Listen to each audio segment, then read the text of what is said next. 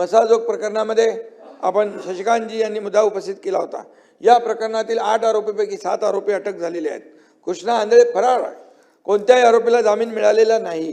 कृष्णा आंधळेचा शोध सुरू आहे आणि आपल्याला सांगतो त्याच्या सगळ्या ज्या काही प्रक्रिया आहेत ती सुरू झालेली आहे आणि आपल्याला मी सांगतो दोषींना फासावर लटकवल्याशिवाय सरकार स्वस्थ बसणार नाही आणि ते आपल्या कोण देशमुख ना त्यांच्या परिवाराला न्याय दिल्याशिवाय संतोष देशमुख यांच्या परिवाराला न्याय मिळाल्याशिवाय आणि या अशा प्रकारच्या गुन्हेगारांना जरब बसवल्याशिवाय सरकार काही शांत बसणार नाही। मसाजोग प्रकरणामध्ये आपण शशिकांतजी यांनी मुद्दा उपस्थित केला होता। या प्रकरणातील 8 आरोपीपैकी 7 आरोपी अटक झालेले आहेत। कृष्णा आंधळे फरार आहे। कोणत्याही आरोपीला जामीन मिळालेला नाही।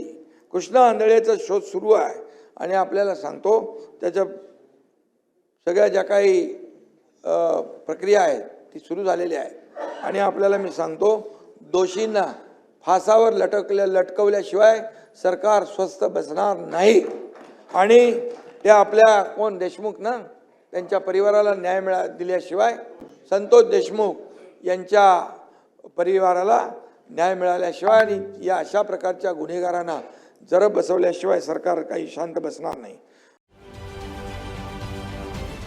महाराष्ट्रातील सर्व बातम्यांचे विश्वासार्ह व्यासपीठ सकाळच्या सर्व सोशल मीडिया प्लॅटफॉर्मला लाईक, फॉलो आणि सबस्क्राईब करा। तसंच सर्व नोटिफिकेशनसाठी बेल आयकॉन प्रेस करायला विसरू नका।